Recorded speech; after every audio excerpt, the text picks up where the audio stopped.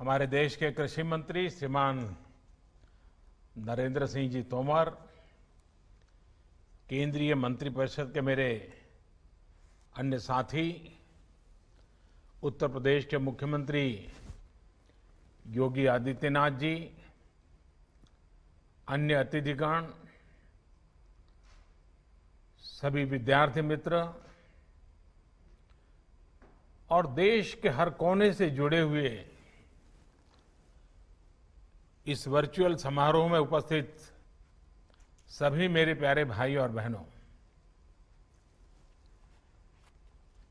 रानी लक्ष्मीबाई केंद्रीय कृषि विश्वविद्यालय के नए शैक्षणिक और प्रशासनिक भवन के लिए मैं आप सभी को बहुत बहुत बधाई देता हूं, बहुत शुभकामनाएं देता हूं। यहां से पढ़कर बहुत कुछ सीख करके निकलने वाली युवा साथी देश के कृषि क्षेत्र को सशक्त करने का काम करेंगे।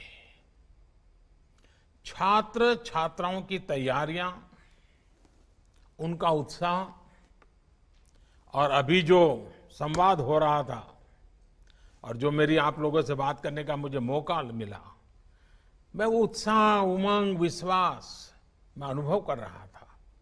ये दिखाई दिया। मुझे विश्वास है कि इस नए भवन के बनने से अनेक नई सुविधाएं मिलेगी। इन सुविधाओं से स्टूडेंट को और ज्यादा काम करने की प्रेरणा मिलेगी, और ज्यादा प्रोत्साहन मिलेगा। साथियों, कभी रानी लक्ष्मीबाई ने बुंदेलखंड की धरती पर गर्जना की थी, मैं मेरी झांसी नहीं दूंगी। हम सबको ये वाक्य बराबर याद है, मैं मेरी झांसी नहीं दूंगी। आज एक नई गर्जना की आवश्यकता है और इसी झांसी से, इसी बुंदेलखंड की धरती से आवश्यकता है। मेरी झांसी, मेरा बुंदेलखंड आत्मनिर्भर भारत अभियान को सफल बनाने के लिए पूरी ताकत लगा देगा, एक नया अध्याय लिखेगा। इसमें बहुत बड़ी भूमिका कृषि की है, एग्रीकल्चर की है। जब हम कृषि में आत्मनिर्भरता की बात करते हैं तो ये सिर्फ खाद्यान्न तक ही सीमित नहीं है, बल्कि ये गांव की पूरी अर्थव्यवस्था की आत्मनिर्भरता की बात है। ये देश के अलग अलग हिस्सों में खेती से पैदा होने वाले उत्पादों में वैल्यू एडिशन करके देश और दुनिया के बाजारों में पहुंचाने का मिशन है। कृषि में आत्मनिर्भरता का लक्ष्य किसानों को एक उत्पादक के साथ ही उद्यमी बनाने का भी है। जब किसान और खेती उद्योग की भांति आगे बढ़ेगी तो बड़े स्तर पर गांव में और गांव के पास ही रोजगार और स्वरोजगार के अवसर तैयार होने वाले हैं।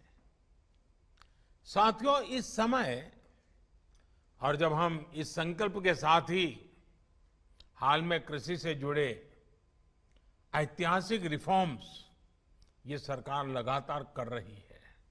कई रिफॉर्म्स किए गए हैं। भारत में किसान को बंदिशों में जकड़ने वाली कानूनी व्यवस्थाएं, मंडी कानून जैसा और आवश्यक वस्तु कानून, इन सब में बहुत बड़ा सुधार किया गया है। इससे किसान अब बाकी उद्योगों की तरह पूरे देश में मंडियों से बाहर भी जहां उसको ज्यादा दाम मिलते हैं वहां अपनी उपज बेच सकेगा। इतना ही नहीं, गांव के पास उद्योगों के क्लस्टर बनाने की व्यापक योजना बनाई गई है। इन उद्योगों को बेहतर इंफ्रास्ट्रक्चर की सुविधा मिले, इसके लिए 1 लाख करोड़ रुपए का विशेष फंड बनाया गया है। इस फंड के माध्यम से हमारे कृषि उत्पादक संघ, हमारे एफपीओज अब भंडारण से जुड़ा आधुनिक इंफ्रास्ट्रक्चर भी तैयार कर पाएंगे और प्रोसेसिंग से जुड़े उद्योग भी लगा पाएंगे। इससे कृषि क्षेत्र में पढ़ाई करने वाले युवाओं और उनके सभी साथी, इन सबको नए अवसर मिलेंगे, नए स्टार्टअप्स के लिए रास्ते बनेंगे। साथियों, आज बीज से लेकर के बाजार तक खेती को टेक्नोलॉजी से जोड़ने का, आधुनिक रिसर्च के फायदों को जोड़ने का निरंतर काम किया जा रहा है। इसमें बहुत बड़ी भूमिका रिसर्च संस्थानों और कृषि विश्वविद्यालयों की भी है। 6 साल पहले की ही बात करें तो जहां देश में सिर्फ एक केंद्रीय कृषि विश्वविद्यालय था, आज 3 सेंट्रल एग्रीकल्चर यूनिवर्सिटीज देश में कार्यरत है। इसके अलावा 3 और राष्ट्रीय संस्थान, IARI झारखंड, IARI असम और बिहार के मोतिहारी में Mahatma Gandhi institute for integrated farming, इनकी भी स्थापना की जा रही है। ये रिसर्च संस्थान छात्र छात्राओं को नए मौके तो देंगे ही, स्थानीय किसानों तक टेक्नोलॉजी के लाभ पहुंचाने में भी, उनकी क्षमता बढ़ाने भी मदद करेंगे। अभी देश में सोलर पंप, सोलर ट्री, स्थानीय जरूरतों के मुताबिक तैयार किए गए बीज, माइक्रो इरिगेशन, ड्रिप इरिगेशन, अनेक क्षेत्रों में एक साथ काम हो रहा है। इन प्रयासों को ज्यादा से ज्यादा किसानों तक पहुंचाने के लिए, खासतौर पर बुंदेलखंड के किसानों को इससे जोड़ने के लिए आप सभी की बहुत बड़ी भूमिका है। आधुनिक टेक्नोलॉजी का उपयोग कृषि और इससे जुड़ी चुनौतियों से निपटने में कैसे काम आ रहा है, हाल में इसका एक और उदाहरण देखने को मिला है। आपको याद होगा, यहां बुंदेलखंड में मई के महीने में टिड्डी दल का बहुत बड़ा हमला हुआ था। और पहले तो ये टिड्डी दल यानी अपने आप में खबर आती है जब टिड्डी दल आने वाला है तो रात रात किसान सो नहीं पाता है, सारी मेहनत मिनटों में तबाह कर देता है। कितने ही किसानों की फसल, सब्जियां बर्बाद होना बिल्कुल निर्धारित हो जाता है। मुझे बताया गया है कि बुंदेलखंड में करीब करीब 30 साल बाद टिड्डियों ने हमला किया, वरना पहले इस क्षेत्र में टिड्डियां नहीं आती थी।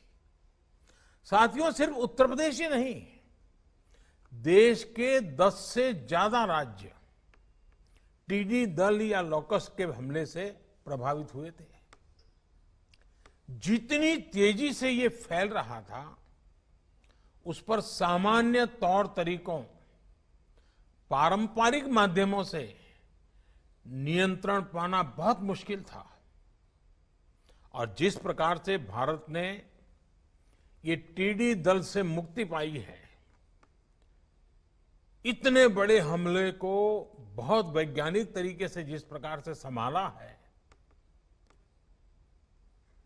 अगर कोरोना जैसी और चीजें न होती तो शायद हिंदुस्तान के मीडिया में हफ्ते भर इसकी बहुत सकारात्मक चर्चा हुई होती। इतना बड़ा काम हुआ है। और ऐसे में टीडी दल के हमले से किसानों की फसलों को बचाने के लिए जो युद्ध स्तर पर काम किया गया, झांसी समेत अनेक शहरों में दर्जनों कंट्रोल रूम बनाए गए, किसानों तक पहले से जानकारी पहुंचे इसका इंतजाम किया गया, टिड्डियों को मारने और भगाने के लिए जो स्प्रे वाली स्पेशल मशीनें होती हैं, वो भी तब हमारे पास इतनी संख्या में नहीं थी, क्योंकि ये हमले ऐसे नहीं आते हैं। सरकार ने तुरंत ऐसी दर्जनों आधुनिक मशीनों को खरीदकर झीलों तक पहुंचाया।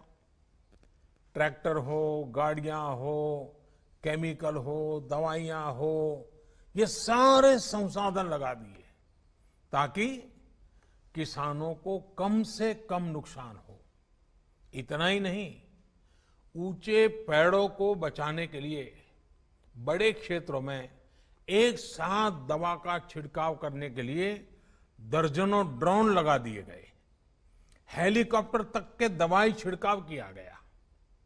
इन सारे प्रयासों के बाद ही भारत अपने किसानों का बहुत ज्यादा नुकसान होने से हम बचा पाए हैं, हम बचे हैं। स्थानीय ड्रोन टेक्नोलॉजी हो, दूसरी आर्टिफिशियल इंटेलिजेंस की टेक्नोलॉजी हो, आधुनिक कृषि उपकरण हो, इसको देश की कृषि में अधिक से अधिक उपयोग में लाने के लिए आप जैसे युवा रिसर्चर्स को, युवा वैज्ञानिकों को निरंतर एक समर्पित भाव से वन लाइफ वन मिशन की तरह काम करना होगा।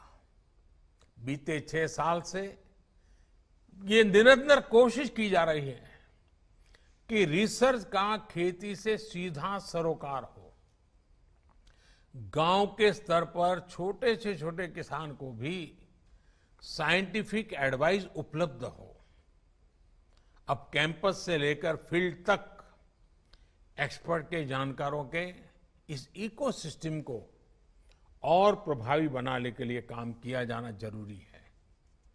इसमें आपके विश्वविद्यालय की भी बहुत बड़ी भूमिका है।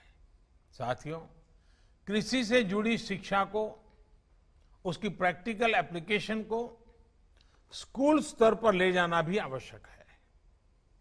प्रयास है कि गांव के स्तर पर मिडिल स्कूल लेवल पर ही कृषि के विषय को इंट्रोड्यूस किया जाए। इससे 2 लाभ होंगे। एक लाभ तो ये होगा कि गांव के बच्चों में खेती से जुड़ी जो एक स्वाभाविक समझ होती है, उसका वैज्ञानिक तरीके से विस्तार होगा। दूसरा लाभ ये होगा कि वो खेती और इससे जुड़ी तकनीक, व्यापार, कारोबार, इसके बारे में अपने परिवार को ज्यादा जानकारी दे पाएंगे। इससे देश में एग्रो एंटरप्राइज को भी और बढ़ावा मिलेगा। नई राष्ट्रीय शिक्षा नीति में, नेशनल एजुकेशन पॉलिसी में, इसके लिए भी अनेक जरूरी रिफॉर्म्स किए गए हैं। साथियों, कितनी ही चुनौतियां क्यों न हो, निरंतर उनका मुकाबला करना हमेशा से, सिर्फ लक्ष्मीबाई के जमाने से नहीं, हमेशा से बुंदेलखंड अगुवाई करता रहा है। बुंदेलखंड की यही पहचान रही है कि कोई भी संकट के सामने मुकाबला करना। कोरोना के खिलाफ बुंदेलखंड के लोग भी डटे हुए हैं। सरकार ने भी प्रयास किया है कि लोगों को कम से कम दिक्कत हो, गरीब का चूल्हा जलता रहे। इसके लिए उत्तर प्रदेश के करोड़ों गरीब और ग्रामीण परिवारों को जैसे देश के अन्य भागों में मुफ्त राशन दिया जा रहा है, आपके यहां भी दिया जा रहा है। बुंदेलखंड की करीब करीब 10 लाख गरीब बहनों को इस दौरान मुफ्त गैस सिलेंडर दिए गए हैं। लाखों बहनों के जनधन खाते में हजारों करोड़ रुपए जमा किए गए हैं। गरीब कल्याण रोजगार अभियान के तहत अकेले उत्तर प्रदेश में 700 करोड़ रुपए से अधिक का खर्च अब तक किया जा चुका है, जिसके तहत लाखों कामगार साथियों को रोजगार उपलब्ध हो रहा है। मुझे बताया गया है कि इस अभियान के तहत यहां बुंदेलखंड में भी सैकड़ों तालाबों को ठीक करने और नए तालाब बनाने का काम किया गया है। साथियों, चुनाव से पहले जब मैं झांसी आया था, तब मैंने बुंदेलखंड की बहनों से कहा था कि बीते 5 वर्ष शौचालय के लिए थे और आने वाले 5 वर्ष पानी के लिए होंगे। बहनों के आशीर्वाद से हर घर जल पहुंचाने का अभियान तेजी से आगे बढ़ रहा है। यूपी और एमपी में ये बुंदेलखंड फैला हुआ है। ये बुंदेलखंड के सभी जिलों में पानी के स्रोतों का निर्माण करने और पाइपलाइन बिछाने का काम निरंतर जारी है। इस क्षेत्र में 10,000 करोड़ रुपए से अधिक की करीब 500 जल परियोजनाओं की स्वीकृति दी जा चुकी है।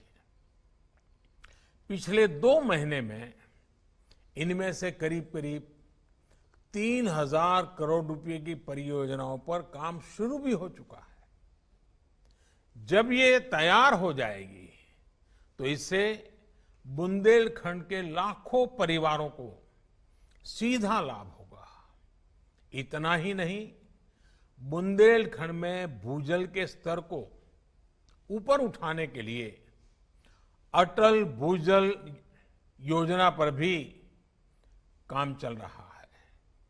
झांसी, महोबा, बांदा, हमीरपुर, चित्रकूट और ललितपुर, इसके साथ साथ पश्चिम यूपी के सैकड़ों गांवों में जल स्तर को सुधारने के लिए 700 करोड़ रुपए से अधिक की योजना पर काम जारी है। साथियों, बुंदेलखंड के एक और बेतवा बहती है और दूसरी ओर केन नदी बहती है। उत्तर दिशा में मां यमुना जी हैं, लेकिन स्थितियां ऐसी हैं कि इन नदियों के पानी का पूरा लाभ पूरे क्षेत्रों को नहीं मिल पाता है। इस स्थिति को बदलने के लिए भी केंद्र सरकार निरंतर प्रयास कर रही है। केन बेतवा नदी लिंक परियोजना में इस क्षेत्र के भाग्य को बदलने की बहुत ताकत है। इस दिशा में हम दोनों राज्य सरकारों के साथ लगातार संपर्क में हैं, काम कर रहे हैं। मुझे पूरा विश्वास है कि एक बार जब बुंदेलखंड को पर्याप्त जल मिलेगा तो यहां जीवन पूरी तरह से बदल जाएगा। बुंदेलखंड एक्सप्रेसवे हो या फिर डिफेंस कॉरिडोर, हजारों करोड़ रुपए के प्रोजेक्ट भी यहां रोजगार के हजारों नए अवसर बनाने का काम करेंगे। वो दिन दूर नहीं जब वीरों की ये भूमि झांसी और इसके आसपास का ये पूरा क्षेत्र देश को रक्षा क्षेत्र में आत्मनिर्भर बनाने के लिए एक बड़ा क्षेत्र विकसित हो जाएगा। यानी एक तरह से बुंदेलखंड में जय जवान, जय किसान और जय विज्ञान का मंत्र चारों दिशाओं में गूंजेगा। केंद्र सरकार और उत्तर प्रदेश की सरकार बुंदेलखंड की पुरातन पहचान को, इस धरती के गौरव को समृद्ध करने के लिए प्रतिबद्ध है। भविष्य की मंगल कामनाओं के साथ एक बार फिर यूनिवर्सिटी के नए भवन की आप सबको बहुत बहुत बधाई। 2 गज की दूरी, मास्क है जरूरी, इस मंत्र को आप हमेशा याद रखिए। आप सुरक्षित रहेंगे तो देश सुरक्षित रहेगा। आप सभी का बहुत बहुत आभार। धन्यवाद। Wonderful place of education. ICFI University, Sikkim. Committed and dedicated faculty, career-oriented programs, comprehensive mode of learning, vibrant campus life, extracurricular and co-curricular activities, cultural programs will give you wings to your creative thoughts. Enter with aspiration, get educated with inspiration, acquire a wonderful career with perfection. ICFI University, Sikkim. तपाईको सपनालाई साकार तुल्याउन ओम डेभलपर्सले ल्याएको छ Shri Shyam farm house villa, जसको प्रथम चरणको सबै प्लटहरू बिक्री भइसकेको छ र दोस्रो चरणको लागि रेजिस्ट्रेसन अनि बुकिङ चलिरहेको छ। प्लटको साइज 3 देखि 6 कट्टासम्म रहेको छ, त्यसैले ढिलो नगर्नुहोस्, अहिले नै सम्पर्क गर्नुहोस् अनि बुक गर्नुहोस्। श्रीश्याम फार्म हाउस भिल्ला, फुलबारी। कन्ट्याक्ट नम्बर 9733036000 अथवा 9609784045। चाँडै नै यसको तेस्रो चरणको प्लटहरू पनि सुरु हुन गइरहेको छ।